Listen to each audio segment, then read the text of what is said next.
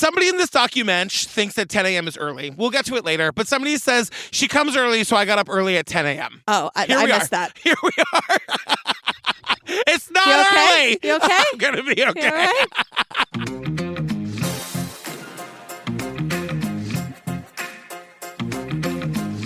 Hi, Julian Benzavalli. Hello, Patrick Hines. Fam, come to Obsessed Fest. If you're hearing this when this episode drops originally, Obsessed Fest is this weekend. It's this weekend. We are almost out of tickets. We are very close. There are still a few left. Come for the programming. It's going to be all of your favorite podcasters in one place for one weekend. We're doing meetups. You're doing a West Memphis 3 panel with Damien. Yes. Karaoke, Taylor Swift sing-along, Yes. all kinds of games. We're doing meetups and book signings, and Robbie is signing books, and we're doing live tapings, and Red Handed is premiering their live show before they go on the European tour. Yeah, you know what we're not doing? Sleeping. No. We're just going to have a grand old time for 3 days. ObsessedFest.com. Get your tickets. Also, join us on the Patreon. Over 350 full ad-free bonus episodes to download and binge right this second. Yeah, so we're doing Bad Vegan. Yes. Yes, we did Puppet Master, Tinder Swindler, all the scammy stuff. Right. Murder Among the Mormons, Heaven's Gate, The Jinx, that Gacy thing on Peacock. What was the culty one on HBO with Sarah Edmondson? The Vow. Oh, we both said that very differently. Oh, you mean like Nexium Propaganda on HBO? Yeah, yes, that exactly. was called The Vow. Season 2 coming up. We'll talk about season 2. Okay. I don't know about that. Fam, also follow us on TikTok. We are recording for TikTok right this very second. Yeah. It's True Crime Obsessed Podcast on the TikTok. Join the Facebook group. It's True Crime Obsessed Podcast discussion group. That's all I'm asking you to do today. That's okay. it. Wow. That's enough okay, things, great. right? Yeah, let's all be grateful. Okay.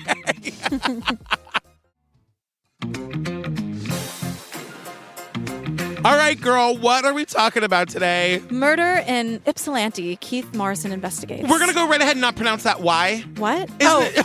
I was like, I thought you were saying we're not going to pronounce that. Why? Like asking me a question?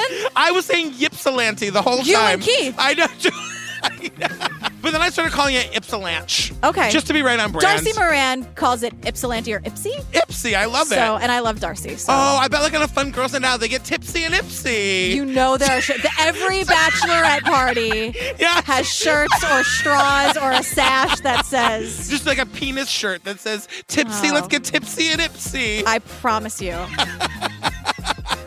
There are like those to-go drinking cups, those like alcoholic cups. Yes. Yeah. Getting tipsy and Ipsy. A young woman discovers her mother dead in the bedroom. Was it murder? That was the question. Who did this? How did she die? A journalist trying to answer that question discovers a second mystery from the past. Another name came up from 25 years ago. Two Michigan mysteries with one thing in common: love. She said, oh, he's so nice. He was Mr. Perfect, Mr. Just Right. He gets in her head and he parks himself there, and she just falls for it. A willing volunteer becomes compromised. Secrets, 25 years old. I came across a folder, and I knew it immediately. And finally revealed. Tammy can't be heard, and Martha can't be heard. I need to be their voice.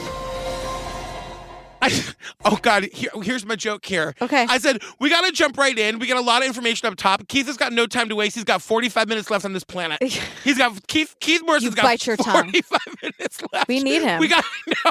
I don't understand why I no know. one respects the fact that Keith is just a Galapagos tortoise reincarnated. Like, He he is. knows the secrets of the universe. He knows everything. I I'm know. not fucking around with Keith Morrison. I know. But this is where Keith introduces us to Darcy Moran. She's a local reporter. She really looks the part, too. Like, she really looks like Lois Lane. You know, like, you know what I mean? But also, like, she feels that way, and I think people feel that way about her because she gets some pretty hot tips right away. She does, and I want to say one thing. We get a ton of B-roll of Darcy walking around her newsroom, but she's the only person in it. Yeah. Which means that either the pandemic was really hard on this newspaper, or like they were like, sure, you can film Darcy here, but only before hours on a or Sunday. after. Exactly. Because she's walking around looking very important, like she's got a story to write, but there's no one else in the place. I think that means that she's the hardest worker there. I agree.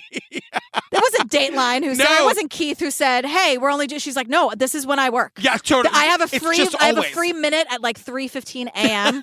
because some of us work for a living. So Keith Morris, she looks him right in the eye. Keith's like, who the hell are you talking to? I'm Keith Morrison. But Darcy gets an email from it's an anonymous email from an unknown person.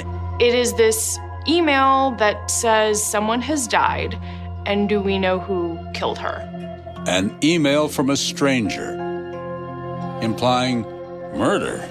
And there's an implication in this email that it was like suspicious. Yeah, they're asking Darcy to look into it. Yes. Into this murder. And she's like, it was a pretty ominous email. Well, so Darcy calls the cops right away, and she said it was concerning because a lot of time had passed and the cops were not getting back to her. Now, it's real easy at the top to be like, oh, the fucking cops here are the word, they're That's not what's going on. Because first they're like, sure, Jan, we'll check it out. Right. Sure, Darcy. What? And then days go by, nothing happens. She calls back and they're like, okay, fine. Yeah. Yes, a woman, has died recently, but we're not going to say how or what or why, so just please stop calling. Yeah, and they make it sound like the cops are disinterested in the case. The opposite is true. Yeah. They are just not giving her any information because they're getting real close. Because it just sounds like she calls once a week and they give her another little breadcrumb. Like, fine, okay, it wasn't a random incident, Darcy. Are you going to keep calling? But Darcy's awesome. Darcy is all of us. She's like an internet sleuth. She goes right to the public records and does a search. Or as Keith says, Darcy dug through public records. Public records. Right. He pronounces it records because he's fancy. And 1,000. And 1,000. That's how they pronounced it in the 1800s when he learned how to talk, Jillian. The public records. And he's not changing for anyone. God damn it, why would he? At this point? And who wants him to? We're down to 43 minutes left in this guy's life. Stop saying that. Keith, my DMs are open. I still haven't heard from you. I know. She looks right into the camera. I'm right here. But the point is, Darcy is saying Another woman's name kept popping up, connected somehow to Martha Agnew. But it was a name she'd never heard of. A woman who'd vanished without a trace a long time ago. The name Tammy Niver. Darcy had never heard this name before. And so this woman named Tammy Niver, who had vanished without a trace like 25 years ago. Yeah, the case was cold. And Darcy brings this up at the newsroom meeting. And she's like, I don't know what I have, but God damn it, it's something. Yeah. And she goes, there's got to be a story here somewhere. I got this email and then I'm investigating one thing and then this other name keeps popping up, but I don't know how they're connected. Journalist dream come true, by the way. Right. You know? So as she's describing this case, she's never saying Tammy's name. She's just saying like, she's like the pitch before the pitch. Yeah. Like all women do, where it's like, I'm sure I'm wasting your time. I'm an idiot. Look at these weak arms. There's something here. And her boss... If I were a man, I would be able to tell you, but unfortunately, it's taken me a long time to get it through this teeny tiny little brain. It's going to take me an extra third of a pay cycle to figure it out. Right, That's right. a thinker. That joke's a thinker. And really, with that, I'm so not good at math, but I get paid so much less than men, so that's like so many cycles for a man. Anyway, her boss is like, holy shit, is this Tammy Niver? Are you talking about the Tammy Niver case? Because I covered that 25 years ago. Yeah. What a holy shit moment. I know. And so I want to say here, like, this could get a little confusing if we're not careful. Oh, yeah. There are two cases. There's Martha, who has recently passed, and there's Tammy, who's from a long time ago. Yeah. And the cases are somehow connected. The whole episode is about figuring out how these cases are connected. Right. So we're going to go back and get Tammy's story first. Right. So it's August 1993 in, as Keith says, Ypsilanti, Michigan. As Keith and Patrick Hines say, Ypsilanti. Yeah. Hey, let's get Tipsilanti and Ypsilanti. So it's a hot August morning, 1993. Ypsi, that morning, is where someone spotted the car. An abandoned car. Edge of a busy road, driver's door hanging open, keys in the ignition. Where was the car abandoned? It was near Eastern Michigan University's campus. It was also near the Huron River. The car is sandwiched between the University of Eastern Michigan and the Huron River. Huron. Okay, great. The Huron I River. was just trying to survive that paragraph, GP. You did great. Sometimes I'm just trying to give them the facts as I see them. It was a soft top powder blue 1979 Mercury Marquis. Why are you so much better at everything than me? I'm really not. I just highlighted it. That's all. And my Google Docs. I literally wrote, Keith Morrison says this all so fucking fast. A soft top powder blue 1979 Mercury Marquis. Soft top powder blue 1979 Mercury Marquis. Because he's like, I remember it well. It was the summer of 1979. I personally had a soft top powder blue Mercury Marquis. But the thing is, so they see this car, and at first they just consider it a hazard and not a clue in a murder case. Yeah. So it was towed away, it was impounded, and they try to get in touch with the owner. And then a few hours later, somebody calls to report her friend missing, and the friend's name is Tammy Niver. Right. Now, they're like, oh, maybe that's connected to that car, but the car isn't owned by Tammy Niver, and then they realize Tammy had borrowed that car from a friend. So Tammy is missing. This found car is the car that Tammy had been driving. Right. To recap, Yeah. we're back in 1993. You're killing it. Thank you so much. I really focused. I was like, if we don't get this right, this is going to be very confusing. I mean it. Thank you so Sincerely. much. You don't mind if I call it Ypsilanti? You can call it anything you want. Thank you so much. Just keep doing what you're doing. It was an avalanche Nail and it. a Ypsilanti. This is great. Gold. 24 karat gold. Say whatever you want. Yeah. Oh, God. Now we meet Tammy's older sister, Christina. Christina was the older sister. That's her on the right. But it was almost like she and Tammy were one person. We were inseparable. We held hands till we were 9, 10 years old. We were always close. Always close. She says they held hands until they were 9 or 10 years old. Daisy's like that. Yeah, that's sweet. Yeah. Daisy will like make a new friend at the playground like today and be holding her hand in 2 minutes. Yeah. Sometimes when we're sitting in a car, she'll hold my hand, and it's really sweet. Or sometimes I'll be like, hey, what is that? Oh, it's Daisy. And it's like a very sweet moment. You're like, wow, what is this intimate moment? Yeah. Oh, it's okay. Oh, what is this child? It's Daisy. Hey, girl. She's not a child. I talk to Daisy like she's 40, but so do I. talk I to know. all kids oh, like they're real adults because they are. Exactly. But we learned Tammy was really smart. She always did well in school. She was a natural beauty. We also learned that she's a mom. So Tammy has 2 kids, Portia and Nikki, and they have different fathers. Right. So let's go to August 6th, 1993. Yeah. Tammy finishes her shift at the dry cleaners and she drops off her 2 daughters with a friend. Yes. And she says, I'm going to go run an evening errand. Yes. This is when she borrows the friend's car, right? That we end up finding. Correct. This is that. But she never comes back for the kids, and the friend has to go to work, so she sends the kids off to another friend, this woman named Martha. If that name sounds familiar, it's because this episode opened with a woman named Martha being maybe killed. Right. And this was the person that the anonymous email was about. Correct. Right? But this is like also 20 years ago. Right. So keep up, listeners. 25. It's Keith, you know what? I know. But Martha now has Tammy's kids. She watches them for most of the day, but she doesn't hear from Tammy at any point. So Martha calls the police to report Tammy missing. Right. And so the friends are like, she hasn't come back from the kids. She also hasn't returned her friend's car. Yeah. Something horrible has happened. Right. So when they mention that to the cops, she borrowed the car, blah, blah, blah. The cops are like, wait a second. We found this car on the side of the road. We thought it was just a hazard. This has to be connected to this missing person. Right. And so now we meet detectives Craig and Michael. They're great, I gotta say. Craig and Michael. And they weren't the original detectives on this case. They inherited this case later. They're on the case now. And talking to Keith. And they give us more information about what they found that day when they found the car. There wasn't any blood, but what was noteworthy about the vehicle was that it was partially in the roadway. The driver's side door was open and the keys were in the ignition. It was only partially on the roadway, and again, the keys were still in the ignition. Initially, the investigation focused on the river because they're thinking if something happened to this woman, the car was found right next to the river. The killer, if she was killed, maybe took her body and, quote, dumped it in the river. Right. So now they have massive search. Helicopters, divers, dogs, search parties. There's this massive effort to find Tammy. And we learn that one of the reasons that is because Tammy is diabetic and she relies on insulin 3 times a day. I'm not even looking at my notes, GP. You're not. Have fun, everybody. But without her insulin, she's in a precarious position. She could die. And that's why, the whole life-threatening, I believe you were looking for. Thank you so much. I don't know. I'm just here for the assist.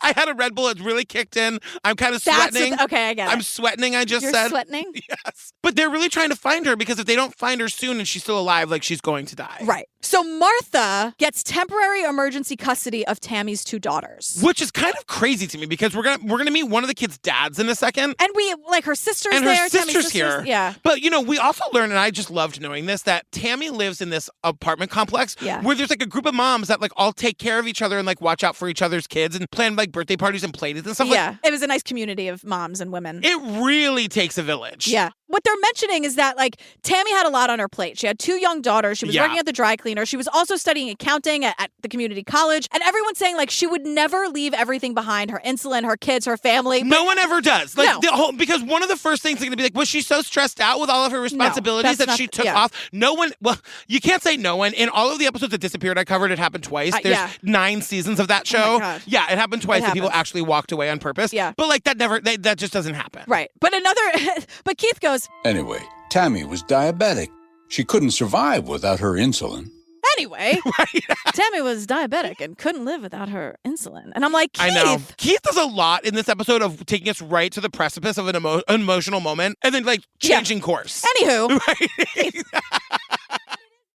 The cops, at this point, they're tracing Tammy's last steps. And remember, she said that she was, like, going out to do an evening errand. Yeah, what is this evening errand? So the evening errand is she had just separated from her boyfriend, a guy named Gregory Agnew, who's the dad of the youngest daughter, Portia, who's a 1.5 years at this point. Yeah. Not looking at my notes, Nope. GP. If that name sounds familiar, hold on to it. Tammy is going to pick up some stuff from Greg's house, the house that she shared with him recently. And so the cops know that that was what she did that night. That was the last thing she was known to do. And Greg, the ex-boyfriend, also called the police about Tammy because he saw her the night she went missing and he was very worried. And this is when we get, like, classic Keith. Yeah. Because he's like, but of course the police had to find out, what did he know? And what, if anything, did he do? Cut to commercial. Keith, I know. What a goddamn pro. So Darcy, the reporter, tells us a little bit about Greg, the boyfriend that she just moved out from. He was super nice, super likable, super intelligent.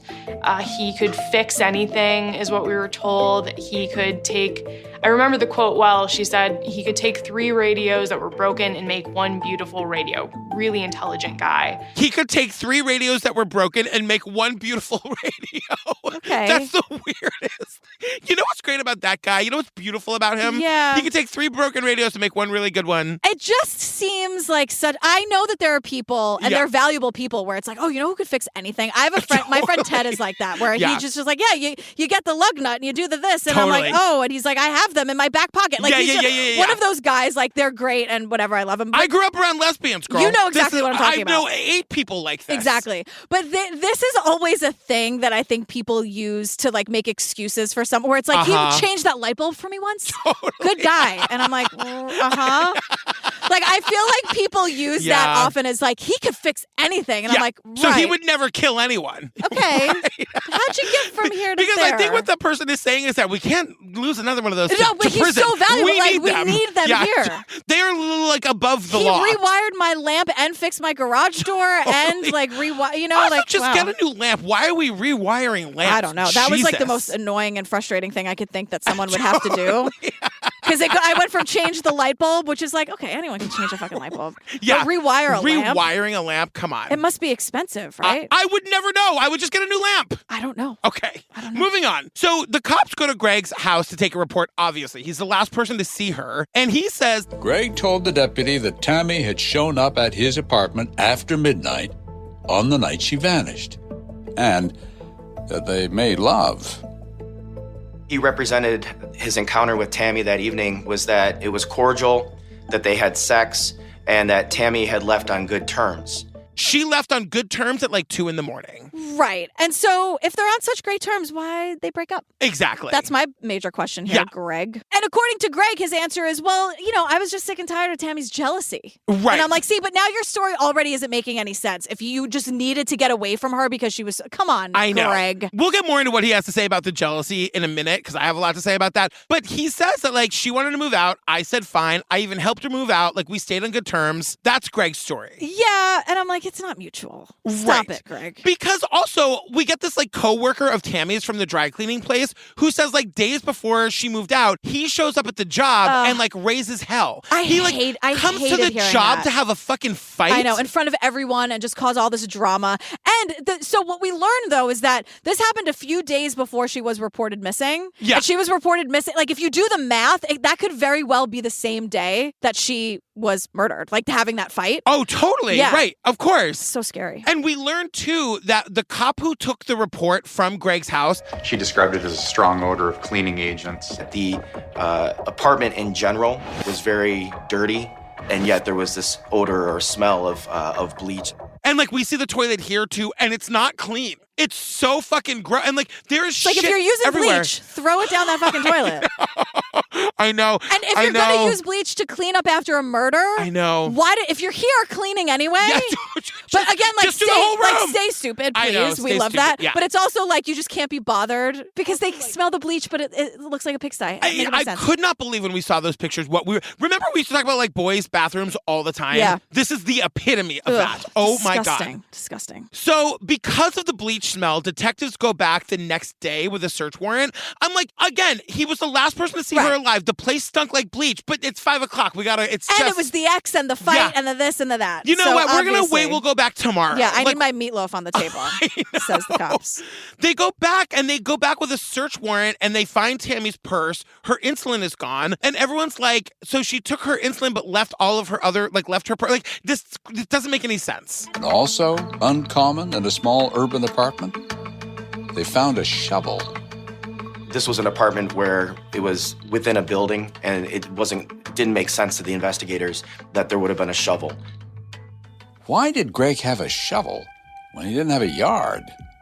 Good question. Greg lives in an apartment complex with no yard. Why would he have a shovel? And also, why does he have garbage bags that are stacked in the hallway? Garbage bags lining the wall. Of shit. Now, I'm going to say something I'm not saying this as a joke. I think there is every likelihood that Tammy's body was in those bags. Yes. Which is so...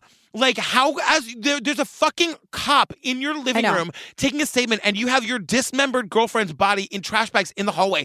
Yesterday the place smelled like bleach, and you were the last person to see her alive. What the fuck happened here? Well, speaking of staying stupid, these cops did absolutely nothing because Keith's here. He's like, pretty big deal with the bags, right? I know. The shovel, pretty big deal. He actually says, "Goddamned odd." Yeah, he was like, well, get this. Yeah. The shovel and the bags weren't collected for evidence. So the cops at the scene did nothing with those items. They realized those are weird and then did nothing. And they get back to the station, and like days later, they're like, maybe we should go back and get them. Of course, by the time they go back, the bags and the shovels are gone. And the cops who caught the case now, so that, they weren't the officers who were there then. Keith makes a point to be like, well, you didn't do it. Right. We're all going to be real pissed about the cops who did do it. But just to be clear. And the cops today are like, they are trying so hard to speak diplomatically. They're like, that was a missed opportunity. Yeah. I mean, like garbage bags and a shovel and bleach, and he was the last person to see her. And he was the boyfriend. Yeah, and it was a bad relationship. Come on. But Keith, when they're having this conversation, the cops from today say, and what's even worse, Keith, if you can believe it, is that not only did we not take him from the scene, but by the time somebody realized maybe we should test those, they went back to the apartment and they were both gone. And they're gone. And Keith goes, oh. And I'm like, does he mean uh-oh? Because he just says, again, oh. I think that the uh-oh evolved in the 1900s. Oh, I see. Because when he learned how to talk in the 1820s, I think it started as an oh. Regardless. And evolved to the uh-oh. Some bad shit. I know. So now we learn that there were 2 witnesses on the night that Tammy went missing. And we learn witness number 1 saw the abandoned car. This person was delivering newspapers at 3 a.m., saw the empty car with the doors open. This was a couple hours before the car was reported missing. And then there was a sheriff's deputy. Yes. Who saw Greg, the boyfriend, running across the highway near the abandoned car, also at 3 a.m. The deputy said Greg told them he'd been visiting a friend, was heading to his sister's place. At 3:30 in the morning? Yes. Yeah. Yes.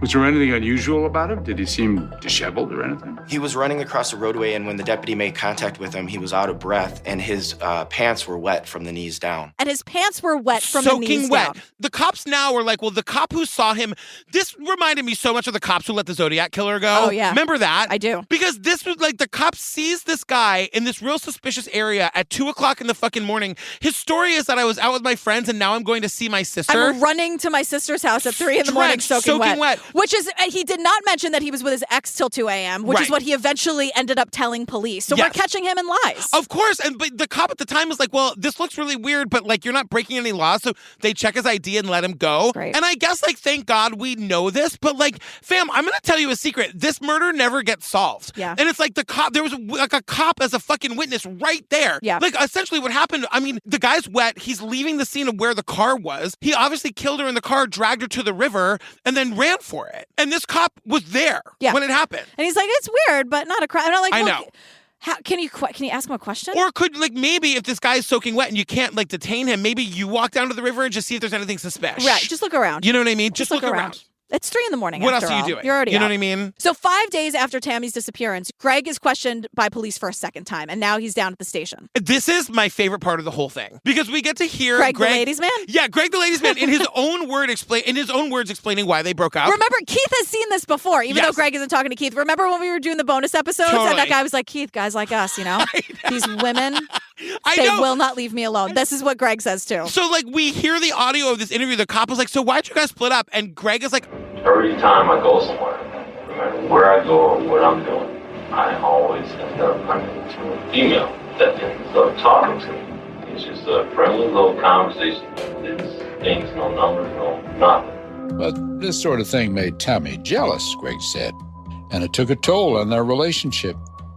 Finally, Greg said it came to a breaking point, so they split up. Everywhere I go. Just let me live. I'm at the post office. They're trying to talk to me. I'm going food shopping. They're trying to talk to me. Yeah. And he goes, they're totally harmless conversations. Yeah. But I am talking to women I don't know all it's day just like long. I walk to my car and the underpants that are It's like flung I'm, at it's me. like it's the Beatles. I'm all for the Beatles. You would think that like the killer would have a little humility. Right. You know what I No. mean? But of course, this is all bullshit because to make this whole story about Tammy just like couldn't handle it. Yeah. So he's like, I don't know what it is. It must be like my pheromones, my Yeah. aroma. They are flocking to me. I know. I would just like listen. I listened to it twice. I was like, do you hear yourself? And he's like, yeah. I do hear Do myself. you? I totally hear myself. You can see it and you can hear me. My Look voice, at this. You know what? My voice is pretty sexy now that I'm listening to it. Look at this. Come on. Also, this guy is disgusting. And he's like, Tammy just can't handle it. And it took a toll on the relationship. And Greg broke it off. Right. And he says, but despite the breakup, we're still good. She still came over at midnight. We still had sex. Consensual sex. She left at 2 a.m. He says he watched her leave and then decided to go for a walk. I decided to go up to the bar to see if I could get anything. I went up there to see if they was open to get her moved. But they went open. So I came back. So that was it. To his shock and disappointment, the local video store in Ypsilanti Video Galaxy in Ypsilanti was not open 24 hours. No. Much to his dismay. So he went back home. But remember the night the cop saw him, he's like, oh, I was just hanging out with my friends and now I'm going to my sister's house. Running to my his sister's house with wet pants Exactly. at 3 a.m. Now it's a whole Nothing different to story. see here. Right. And Greg's like, no, we're talking about it. Yes, we fought constantly. Yeah. Nothing was ever violent. But Right. again, look at me. And he's also saying, like, she was violent, she was controlling, but I was always able to, like, maintain my composure. And now Christina, Tammy's sister, is like, excuse me, he said what? Yeah. Absolutely not. He was the jealous one. He was controlling. He made Tammy, this was wild. Yeah. He made Tammy carry around a walkie-talkie with her, like the 1993 version of a tracking app. And he would just, like, talk to her constantly to make sure that there wasn't a man waiting in the house, is what he thought. But the women were just knocking the door down. And they don't want it. They don't want anything. They're I not know. exchanging phone numbers. It's just Yeah. harmless conversation that Tammy couldn't He handle. also disables her car. She's got a family, like, party or whatever that she's going to. He disables the car so she can't go. Because remember how he could fix everything? Yeah. So it would just so happen when she was going to do something for herself or Yeah. do something fun, he'd like have to fix the car Yeah. and he would break it more and basically make it so that the car wasn't working until everybody left Right. and the fun event was happening. And then, bada bing, bada boom, Oh. it's too late, but the car's fixed. Keith what goes, an asshole. Keith says, oh boy. Oh boy. Real mean person. I don't like that at all. This is where we start to hear that, like, from Tammy's family, that, like, she would show up places, like, bruised Yes. or bloodied. And then brush it all And off. brush it all off. And we learn that, like, in the month before she disappears, she tells her sister Christina, if anything happens to me, Greg did it. Look at Greg first. So a lot of people are suspecting Greg. Yeah. Obviously. Right, exactly. Right? Especially Martha. Yeah. So now this is where it all starting to tie together. Martha is the friend that took the kids and was like got temporary emergency custody of Yes. them when Tammy didn't come home. Martha is also the person, like, modern day, which is where we started. She's dead. She's dead. And Yeah. so now, remember, we're here because the awesome journalist is trying to figure out how these two murders are connected. Exactly. 25 years apart, Yeah. right? So we don't get to Martha's murder case for another 25 years. But now, like in 1993, Yeah. a lot of people are suspecting Greg is involved, obviously. Yeah. But especially Martha. So Martha calls the cops and she's like, do you need any help? Because Martha's got custody of the kids, so she knows she's going to see him. So she's like, why don't you wire me up and I'll see if I can get, I know, let the women do the work. Martha. She's like, I can see if I can get him to, like, at least talk about the night that Tammy went missing. So Martha records Greg for months. Months. And her family is pissed. It infuriated me that she was doing this.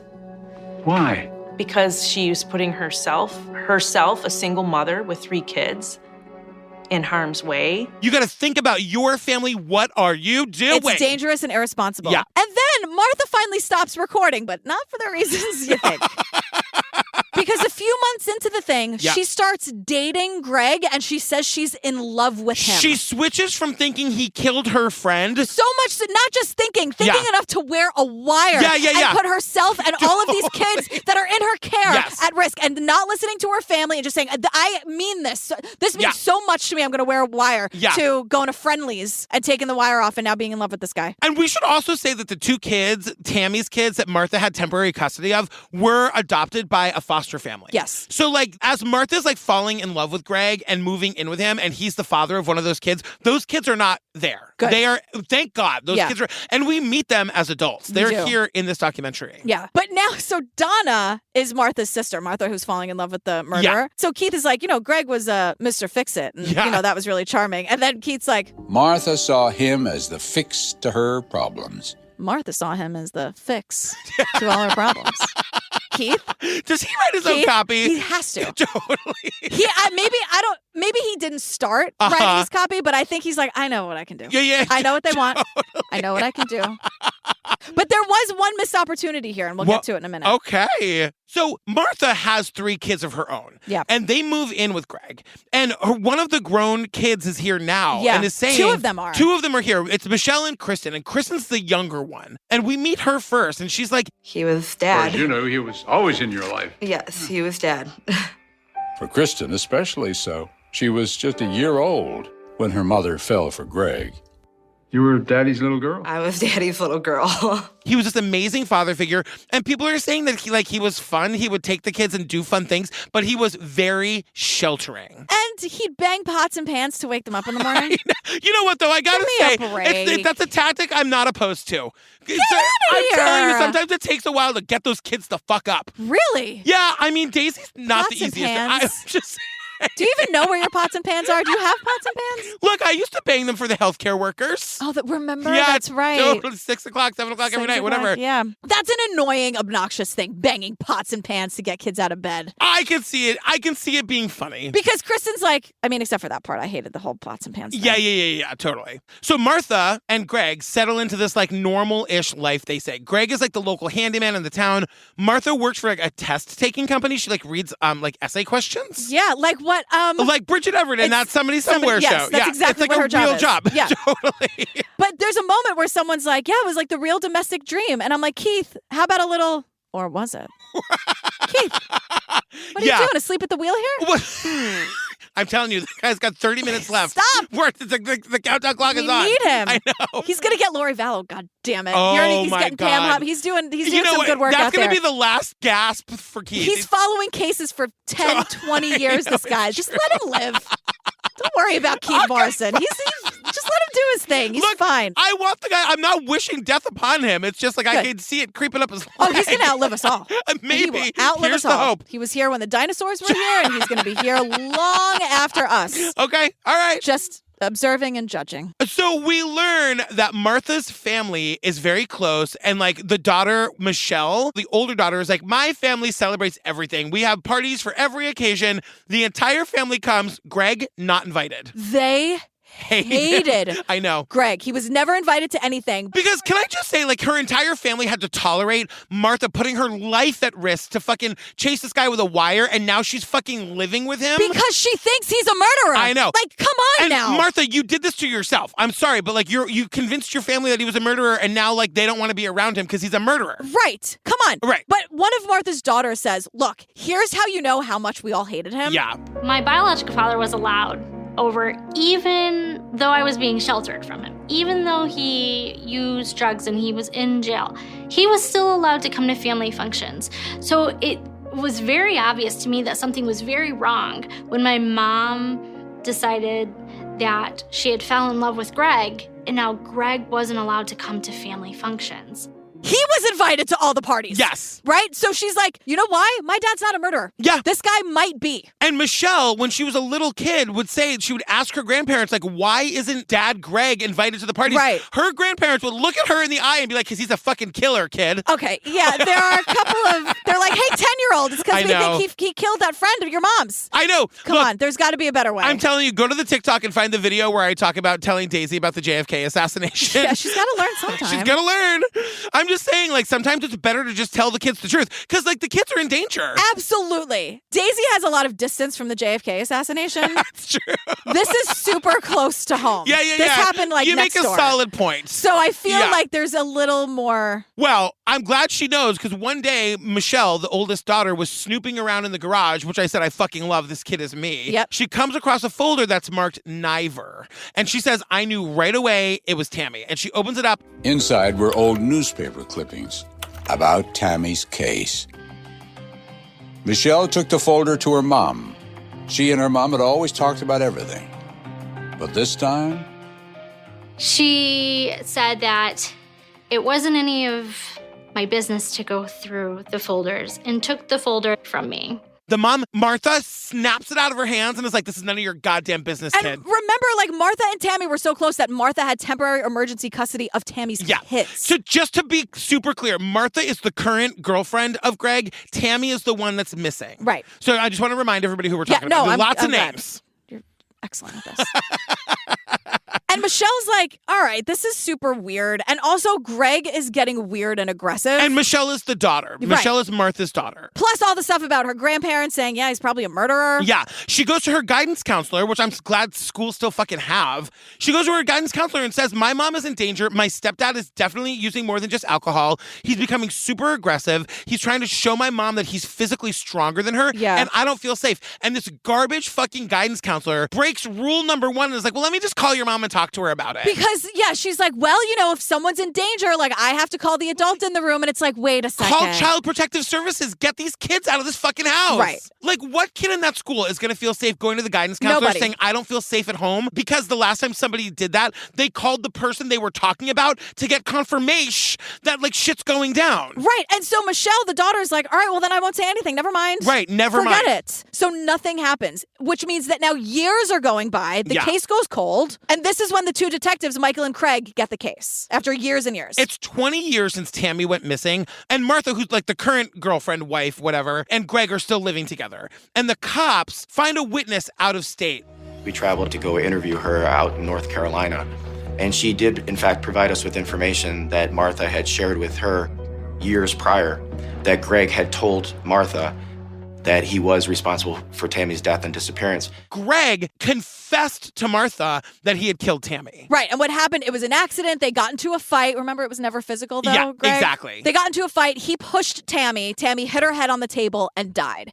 And so not only is this is like a major bombshell for many reasons. Yes. Two of them are like, not only is Greg telling people this, but Martha, the current girlfriend, wife of 20 years, knows all about what happened to her friend Tammy. Which it goes 0 to probable cause real fast because this like hearsay witness apparently is enough for the prosecutors and the cops to like go to the house with a fucking arrest warrant for the guy. Because they want to get Greg like for years and years, right? So it's 2014. What their plan is to go and like they knock on the door. They're going to arrest Greg, but they're also going to give Martha, the current girlfriend, a subpoena to come and like tell them under oath what she knows. To say, yes, that witness is correct. I did say that he told me that he killed her. So at first, Greg goes to run and hide. Yeah. But eventually, like, he goes to hide in the bedroom. Come on. Like, how do you think this is going to end, Greg? Yeah. But then they have them both like in the same squad car or whatever. Yeah. And the cops tell us, and then he was like, this is when we knew we got him. Yeah. Because Greg turns to Martha, the current girlfriend, and is like, see, I told you this was about Tammy. Yeah, I know.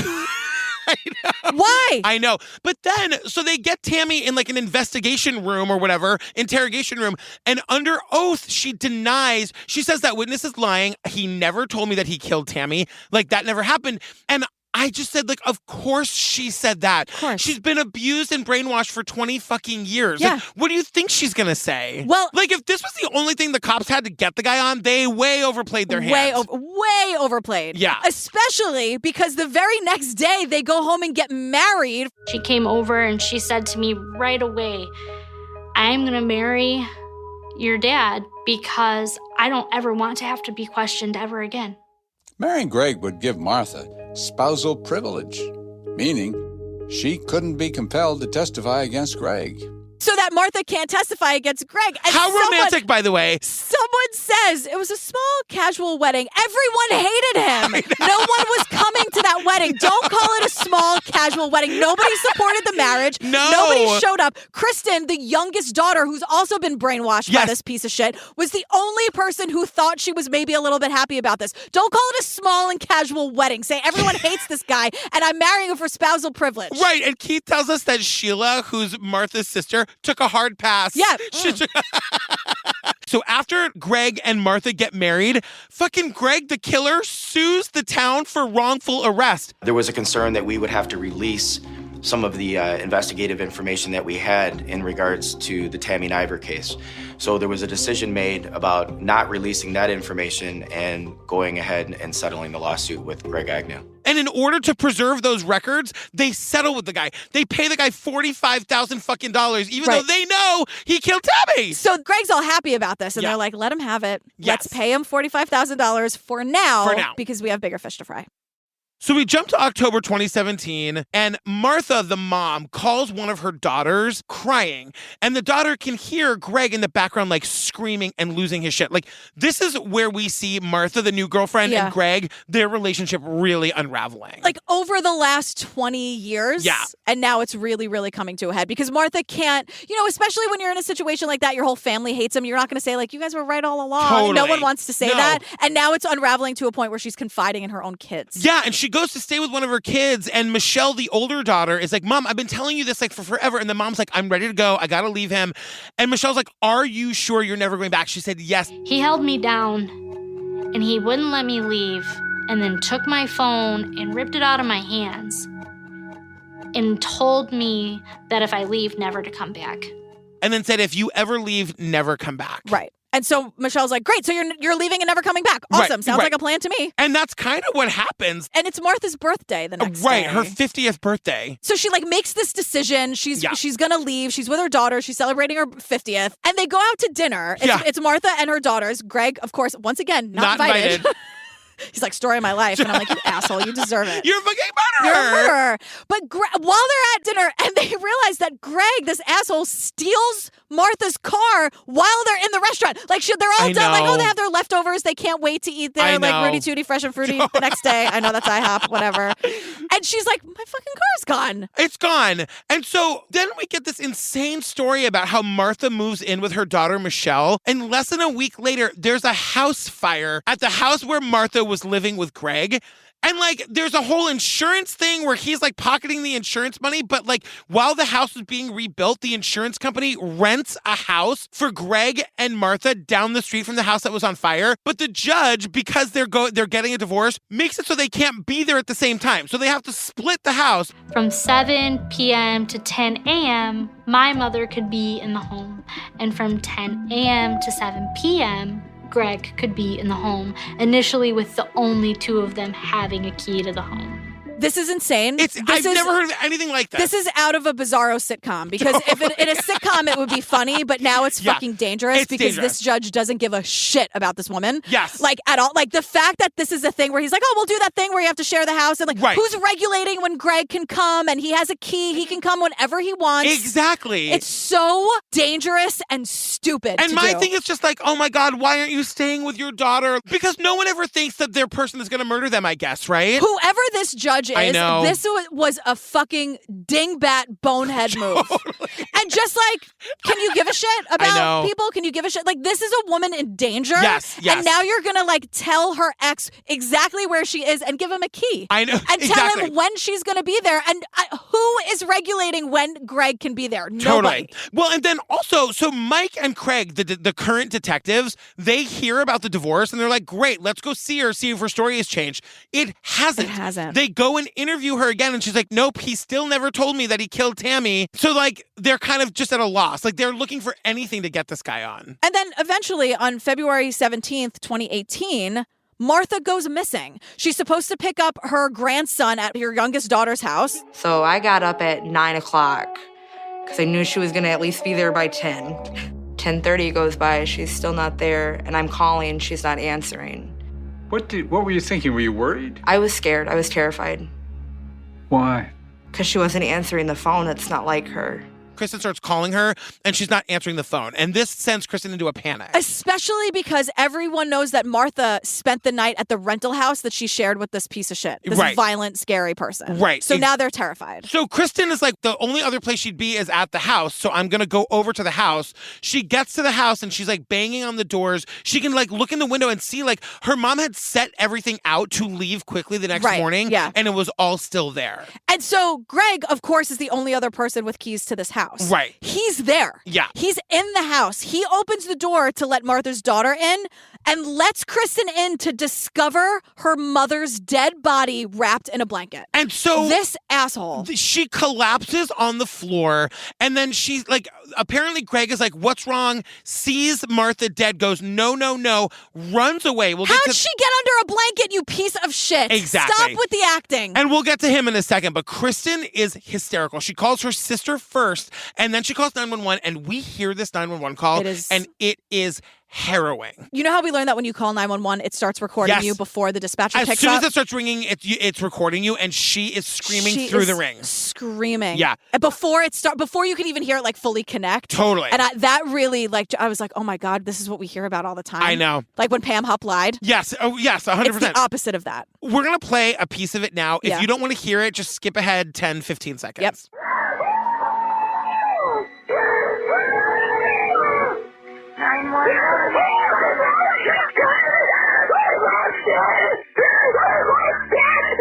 So then Kristen is like going through the worst moment of her life. She's trying to figure out what happens. And Greg leaves. So Kristen, if you remember, is the one that actually likes Greg. Right. She's the one that, like, he's the only dad she ever knew. She loved him. She thought he was like a great dad. She's on the ground as hysterical as you just heard her. Yeah. And her dad just fucking abandons her. With her dead mother in the house. Yeah.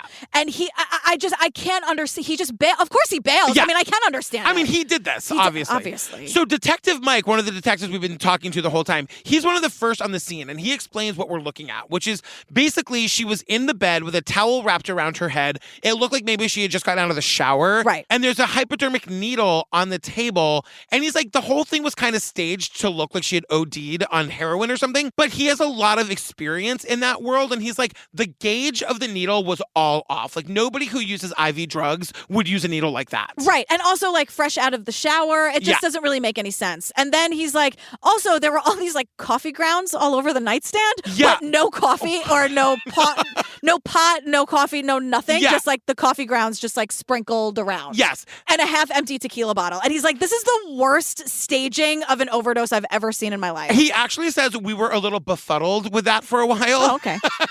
Until they put 2 and 2 together in 4 seconds flat. Like, oh, wait. After photographing and doing all the things that we do leading up to this, I began to remove the towel from around Martha's head. And at that point, you could see that the inside of the towel was saturated with blood and that she appeared to have a laceration to the top of her head, which we had not previously seen.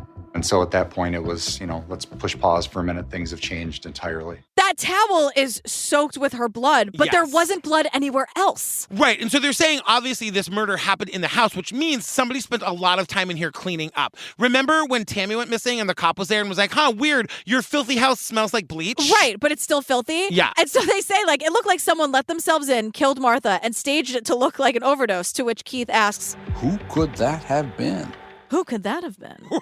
I don't know, Keith. You've been with us the whole time. Yeah, you've been here the whole time. We know that Greg is the only... They say there's no forced entry, and Greg's the only other person with a fucking key. How about, like, a car... Like, someone else could have a key to that house? Yeah. Or maybe they couldn't also be living in a shared space. Like, I will never get over that. It doesn't make any How sense. is Greg the only other person with access to that home? My other thing about this, too, is, like, fucking stay stupid, you idiot murderers. Like, he had to know that they were going to take the towel off her head and quickly realize this wasn't a heroin overdose. Right. Well, that's why he ran. Yeah, like something went very wrong in this crime scene. And Right. we'll get to that in a minute. But he's on the run now. Like, the cops can't get a hold of him. Yeah. He's nowhere to be found. They're calling him, they're texting him, he's not returning the calls. The autopsy reveals that she did have heroin and fentanyl in her bloodstream, but that wasn't the cause of death. Like, the cause of death was strangulation. This is so horrible. It's fucking horrible. And the scene that is painted for us is that We believe that Greg strangled Martha and was holding her down and injecting her. And it was his intent all along to make her death look like an overdose.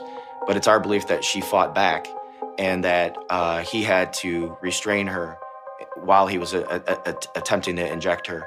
And that's why the assault occurred as far as the blunt force trauma. He killed her by strangulation. Right. Jesus Christ. Yeah. And so then the cops are like, apparently the coffee grounds were there to soak up all of the unpleasant odors, just like the bleach. Yeah. And Stay stupid. Also, just like, why, like, everyone's saying, like, it's clearly him, but why would he do this? Like, she had not told the cops on him, and the cops know this because they went through her phone records and they found texts from her the day they interviewed her the second time when they were separated. And she said, the cops were here and I didn't tell them anything. And she's reassuring him. She's saying, don't worry, I didn't say a word. Just a heads up, they might come talk to you again. Like, she is really sticking to this story, but it's so obvious that it's a story now. Yeah, and it's maybe he didn't believe her. Maybe he thought that was like a ruse and she's working with her. Like, he obviously killed her because she knew too much. Right. And so she did. That witness was right. Yes, exactly. You know, so because these texts saying, like, don't worry, I didn't say anything. You don't say that when there's nothing to say. Exactly. They find out where he's staying and they go to the place. They find his jumpsuit that he works in. They find Martha's blood basically all over it. There was also his DNA under her fingernails. And like, bada bing, bada boom, he goes to trial. Right. And as all this is happening, as the cops are finding the DNA, that's when reporter Darcy gets the email to look into this murder. Yes. So now we're sort of coming back to where we started. Right. And so 5 months after the murder, Greg is arrested and charged with first-degree murder. We meet his like garbage fucking attorney. Oh! This guy! This piece of shit! I know. Well, let me tell you this. My impression of Greg, that whether he was a mild, sweet man, and all his friends, whoever I may have spoken to, verified the same thing. He was a gentle, kind man.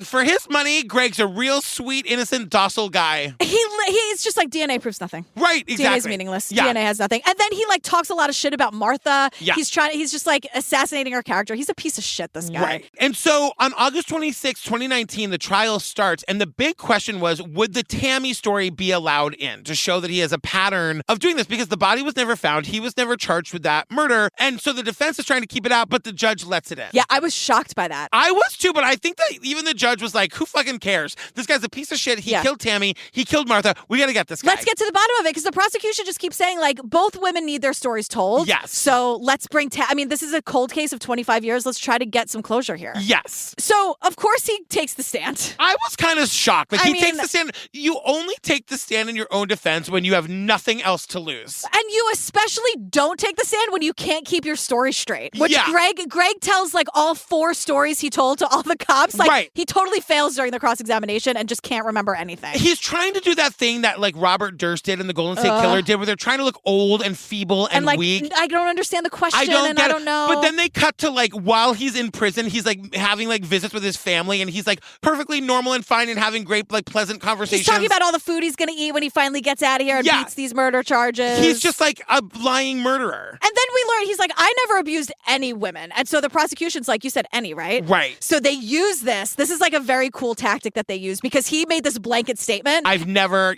And so now they can be like, but you did, though. So they call this woman Connie Brown to the stand as a witness. She dated Greg before Tammy and Martha. Now, former girlfriend Connie told the jury about a litany of horrors, violence, coerced sex, even kidnapping.